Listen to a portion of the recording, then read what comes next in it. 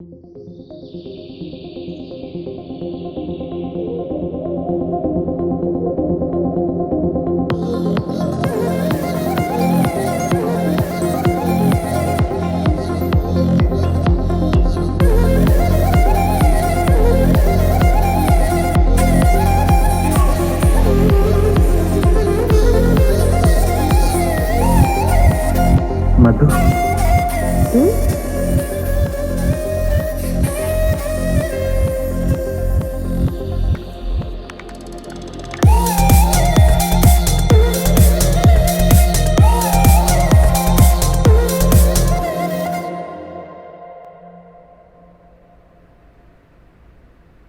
ഒരു കഥ சொல்லட்டுமா സാർ?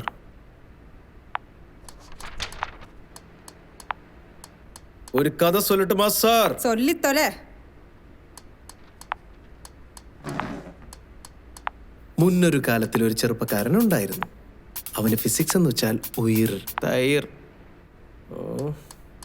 മോനെ, അവനൊരു മാരക രോഗം പിടിപെട്ടു. ALS. അവനൊരു ഡോക്ടർ പറഞ്ഞു ആയുസ് 3 വർഷം മാത്രം. കറക്റ്റ്. പക്ഷെ അവൻ തളർന്നില്ല. തളർച്ച എന്റെ കൈകാലുകൾക്ക് മാത്രമാണ്, എന്റെ ബുദ്ധിക്കും മനസ്സിനുമെല്ലാം ഉറക്കെ പ്രഖ്യാപിച്ചുകൊണ്ട് അവൻ വെടിച്ചില് കണ്ടുപിടുത്തങ്ങൾ നടത്തി ലോക പ്രശസ്ത സയന്റിസ്റ്റായി. അവന്റെ പേര് സ്റ്റീഫൻ ഹോക്കിൻ. മുതലാളി, നിങ്ങൾക്ക് ഈ ലോകത്തുള്ള സകല കാര്യങ്ങളെ കുറിച്ച് അറിവുണ്ടല്ലോ. ഈ പറഞ്ഞ കഥ പിന്നെയും പറയണത് എന്ത് വെറുപ്പിക്കലാണെന്ന് മാത്രം അറിഞ്ഞൂടാ. ഞാൻ ലാസ്റ്റ് ഡയറക്ട് ചെയ്ത ഷോർട്ട് ഫിലിം ഒരു ഫെസ്റ്റിവലിന് സെലക്ട് ആവാത്തതുകൊണ്ട് ഞാനും ഡൗൺ ആണ്, നിങ്ങളും ഡൗൺ ആണ്.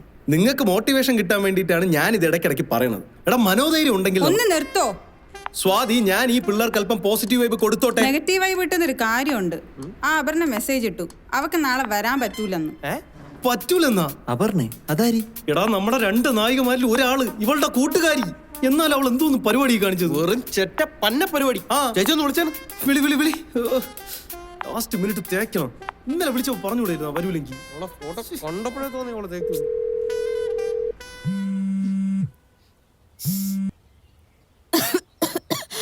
ഹലോ, എന്തു പറ്റി? എടി എനിക്ക് തീരെ വായടി, പനിയാ. എടാ, ലൈറ്റും ക്യാമറയൊക്കെ റെന്റിന് എടുത്തു പോയി. നാളെ ഷൂട്ട് നടന്നില്ലെങ്കിലും കാശ് കൊടുക്കേണ്ടി വരും. എന്ത് പറഞ്ഞാലും വയ്യത്ത് ഞാൻ എങ്ങനെയാ വരുന്നേ? നീ വെച്ചേ, എനിക്ക് സംസാരിക്കാനുള്ള ആരോഗ്യം പോലും ഇല്ല.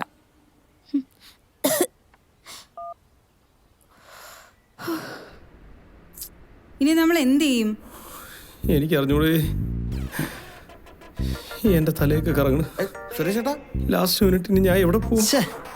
ഇത്ര നേരം ഞങ്ങൾക്ക് മോട്ടിവേഷൻ തന്ന ചേട്ടൻ ഇങ്ങനെ തളർന്നല്ലോ. ഒരു നായിക ഒപ്പിച്ചാ പോരെ? അത് നമുക്ക് ഒപ്പിക്കാം അല്ലടാ? പിന്നല്ല, നമുക്ക് മധുവിനെ വിളിക്കാം. മധുവാ? മധു തന്നെ. ഏത് മധു? മധുസ്മിത. ഞങ്ങളോട് പഠിച്ചു. അവളൊന്നും വേണ്ട, അത് ശരിയാവൂല. അതെന്ത് ശരിയാവാത്ത? അത് പക്ഷെ മധു ഇവിടെ ഇല്ല, ഹൈദരാബാദില്ല. അവള് ഹൈദരാബാദിൽ നിന്ന് തിരിച്ചു വന്നു. ഇനി ഒരിക്കലും പോണില്ല എന്ന് പറഞ്ഞ് എനിക്ക് മെസ്സേജ് അയച്ചാണ്. പിന്നെ നിനക്ക് മെസ്സേജ് അയക്കുന്നു? എന്റെ പാപ്പയ്ക്ക് കല്യാണം ആലോചിക്കണ്ട അപ്പറേ. അവക്ക് ആക്ടിംഗിൽ ഇൻട്രസ്റ്റ് ഉണ്ട്, അതിനെന്തെങ്കിലും അവസരം ഉണ്ടെങ്കിൽ പറയണമെന്ന് പറഞ്ഞാണ് എനിക്ക് മെസ്സേജ് അയച്ചത്. അല്ല, വേറെ ഒന്നും അല്ല. എന്നാ പിന്നെ നിനക്കൊന്ന് വിളിച്ചൂടെ നസീമേ? ഞാൻ ക്യാമറമാൻ അല്ലേ, ഇവരല്ലേ അസിസ്റ്റന്റ് ഡയറക്ടർ. എവൻ വിളിച്ചാ മതി. എന്റെ അവളുടെ നമ്പർ ഒന്നും ഇല്ല. നീ എന്റെ ഫോണിൽ നിന്ന് വിളിച്ചാ മതി. വിളിയടാ. അല്ല, ഞാൻ വേറെ ആരെങ്കിലും വിളിച്ചാ പോരെ? ഒന്ന് വിളിക്കടാ. ഞാനിപ്പോ എങ്ങനെ വിളിക്കും?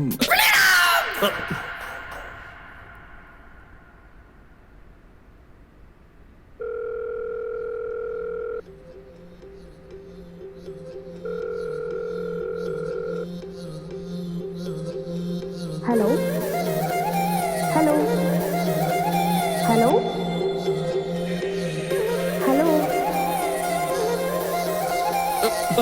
ഹലോ ഹലോ, చెప్పండి. അല്ല, നസീമാണ്.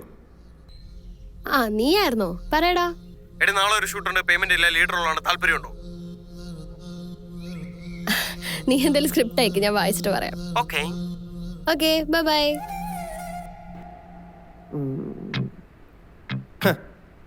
ഇത്രേ ഉള്ളൂ, സിമ്പിൾ. സ്ക്രിപ്റ്റ് വായിച്ച് കണ്ടോ? Big banana. ഓ, ഇപ്പോഴാണ് എന്റെ ഉയിര് നേരെ വീണത്. സ്ക്രിപ്റ്റ് ഒരു കാരണവശാലും അവള് തള്ളിക്കളയില്ല. അത്രയ്ക്ക് പെർഫോമൻസ് ഉള്ള സാധനം. കൂടെ പഠിച്ച കുട്ടിയോട് സംസാരിക്കുന്ന എന്തിനാ എത്ര പേടി? അത് തന്നെ. പേടി മാറാൻ ഞാൻ ഒരു കഥ சொல்லட்டுமா? എന്നാ പിന്നെ ഞാൻ ഇറങ്ങട്ടെ, എനിക്ക് ഓഫീസിൽ പോകാൻ സമയമായി. രക്ഷപ്പെടാനല്ലേ ചേച്ചി? പിന്നെ ഇവന്മാരോട് വർത്താനം പറഞ്ഞ് ഇവിടെ അങ്ങ് കൂടിയേക്കരുത്.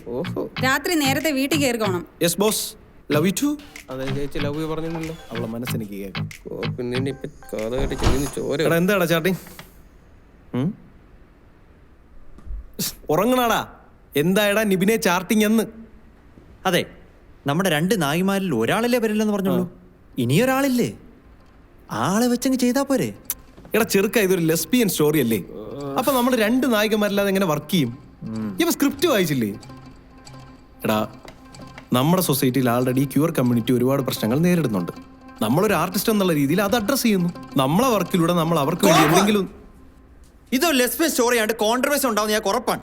അത് കാരണം ഉണ്ടാകുന്ന പബ്ലിസിറ്റിയിൽ ഇൻഡസ്ട്രിയിൽ ശ്രദ്ധ പിടിച്ച് പറ്റാനുള്ള ഇയാളുടെ ചീപ്പ് ടെക്നിക്കാണ്. വെറും ഗിമ്മിക്ക്. നീ എന്തോടാ പറഞ്ഞേ? ഗിമ്മിക്ക്.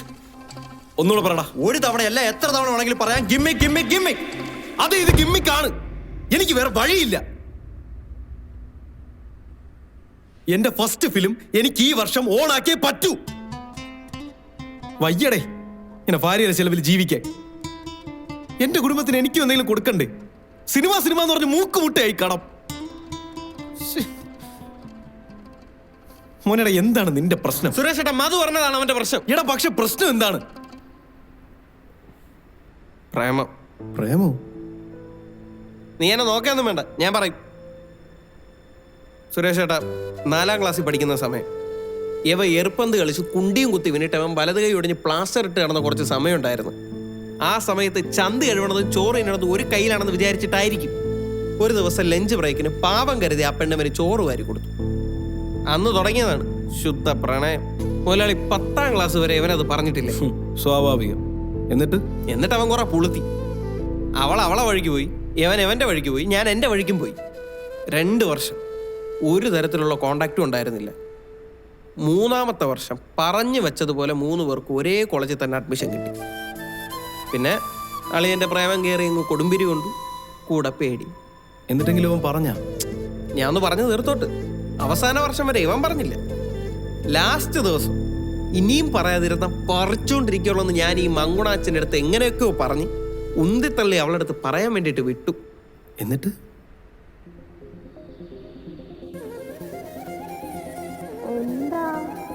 അവൻ അവളെ നോക്കി, അവൾ തിരിച്ചു.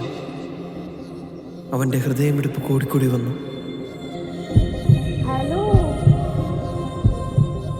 അടിവയറ്റിൽ ചിത്രശലഭം? നോ, മഞ്ഞു വീഴ്ച? അതുമല്ല, മറ്റൊന്ന്. അതവന്റെ അടിവയറ്റിൽ നിന്ന് മഞ്ഞനാളം വഴി കറങ്ങിത്തിരിഞ്ഞ് വായിലൂടെ പുറത്തേക്ക്. അതാണ് അവന്റെ പ്രശ്നം. ആ അസുഖത്തിന്റെ പേരെന്തായിരുന്നടാ? Psychogenic vomiting.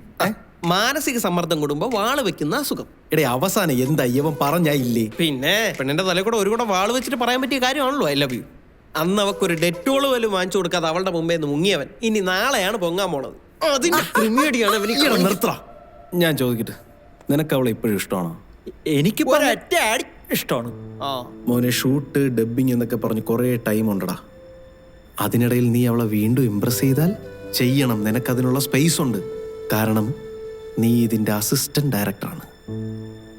നമ്മൾ കൂടെയുണ്ട്. എന്നിട്ട് ഫൈനൽ ഡേ പ്രീമിയർ ഷോയുടെ അന്ന് നീ അവളെ പ്രപ്പോസ് ചെയ്യണം. പറ്റുമോ? പറ്റൂന്ന് പറയടാ. ഇതൊക്കെ അവള് വന്നാലല്ലേ? വരുവോടെ? വരും. എന്റെ അമ്മ 100 ആയുസ് വരുമല്ലെന്ന് ഇപ്പൊ അറിയാം. അളിയ ഞാനും വരുന്നു. എടാ പയ്യപ്പോടാ, ഞാനും വരുന്നു. ഈ അവിടെ കുത്തിക്കയറി പറഞ്ഞേ.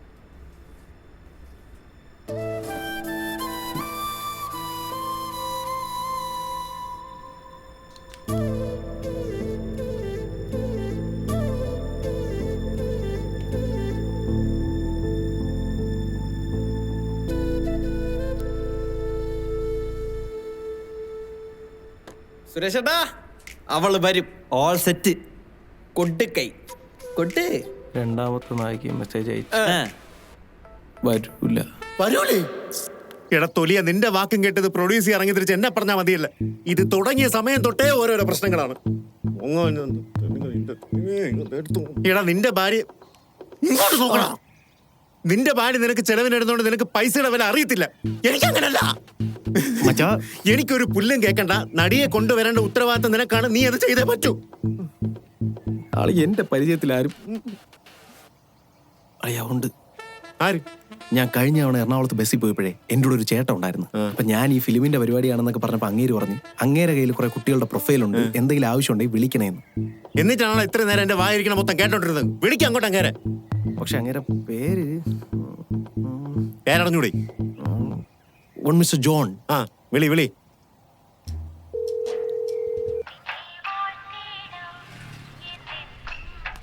ഹലോ ഹലോ, ജോൺ ഏട്ടനല്ലേ? അതെ, ഇതാരാ? ചേട്ടാ ഓർമ്മയുണ്ടോന്ന് അറിയില്ല, ഞാനന്ന് എറണാകുളത്ത് ചേട്ടൻ്റെ ഒപ്പം ബസ്സിലുണ്ടായിരുന്ന സിനിമ പിടിക്കാനൊക്കെ പോണെന്ന് പറഞ്ഞ് ഒരു കിക്കിരി താടിക്കാരനല്ലേ? ചേട്ടാ എനിക്ക് ഒരു പെൺകുട്ടിയെ വേണമായിരുന്നേ.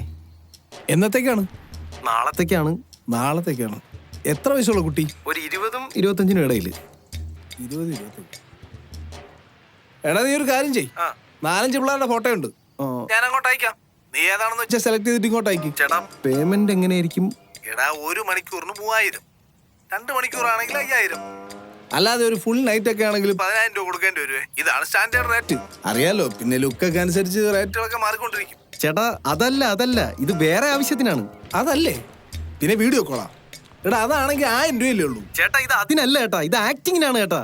ഓ റോൾ പ്ലേ. നിനക്ക് ഏത് റോള് വേണം? നിനക്ക് വേലക്കാരി വേണോ, ടീച്ചർ വേണോ, ലോയർ വേണോ, ഡോക്ടർ വേണോ? ഏത് റോൾ നല്ല വൃത്തിയായിട്ടും വെടിപ്പായിട്ടും കൈകാര്യം ചെയ്യുന്നവർ നമ്മുടെ കസ്റ്റഡിയിലുണ്ട്.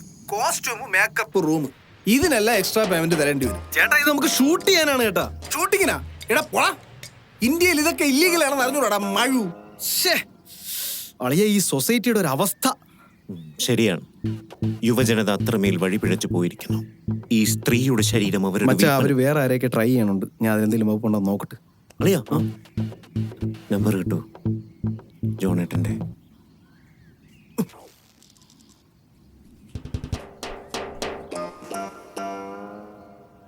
എടാ എന്തായാലും അവൻ കിടന്ന് ആടി പൊടിക്കുന്നു. ഇല്ല മുതലാളി, നാളത്തേക്കാണ്. ഇല്ലായിരുന്നു ഇവൻ കുറെ പുളുത്തിയാനെ.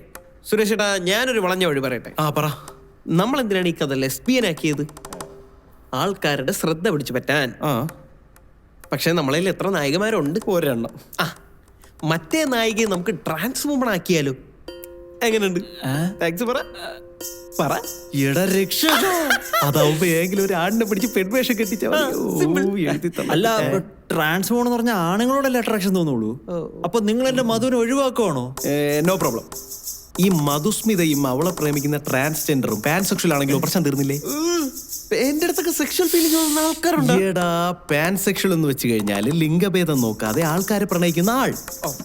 So scientifically no loopholes. പക്ഷെ ആരെ നമ്മൾ ട്രാൻസ് വുമൺ ആക്കും?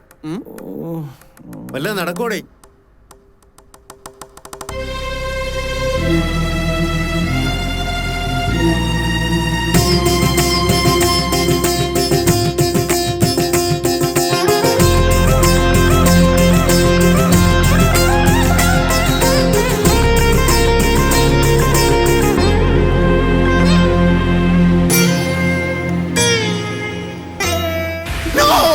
എന്നെ നായകനാക്കാന്നും പറഞ്ഞാണ് നീ ഏടാകൂടത്തിലോട്ട് കൊണ്ടിട്ടത്. അവസാനം 2 നായികമാരിൽ ഒരുത്തിയുടെ സഹോദരനാക്കി എന്നെ. ഇപ്പൊ നിനക്ക് എന്നെ ട്രാൻസ്ജെൻഡർ ആക്കണം. അല്ലടാ നടക്കൂല എന്ന് പറഞ്ഞാൽ നടക്കൂല. പിന്നെ ഞാൻ ആരെടുത്ത ഈ ലാസ്റ്റ് മിനിറ്റ് പോവും. ചേട്ടാ എന്തായി? ഇത് കനിവിനി എരുകനി മനസുല കലയിക సరసగు బిలిచిది బిరసను తగదిక జిగిబిగి జిగిబిగి సొగసుల మొరవిని మిలమిల మగసిరి మెరుపుల మెరియగరారా. ഇതൊരു ഗോൾഡൻ ചാൻസ് ആണ്, നീ സമ്മതിക്കൂ? സമ്മതിക്കാം, പക്ഷേ എടാ ഒരു പക്ഷേ ഇല്ല. നീ പെൺവേഷം കെട്ടി അഭിനയിക്കുന്നു, അവൾ അത് കണ്ട് ഇംപ്രസ് ആവുന്നു, പ്രീമിയറിന്റെ അന്ന് പ്രപ്പോസൽ. സമയമില്ല, ബാബാ നമുക്ക് വിഗ് അതൊക്കെ വാങ്ങട്ടെ. എനിക്കിവിടെ ലൈറ്റ് ഒക്കെ സെറ്റ് ആക്കണം. നിങ്ങൾ കേട്ടോ എങ്ങനെ ജൗളി കടയിൽ കയറി 10-50 രൂപ എടുത്ത് പ്രതിമേരെ തലയിരിക്കണം വിഗ് വാങ്ങാം. അഭിനയിച്ച് താറുകണം കേട്ടോ.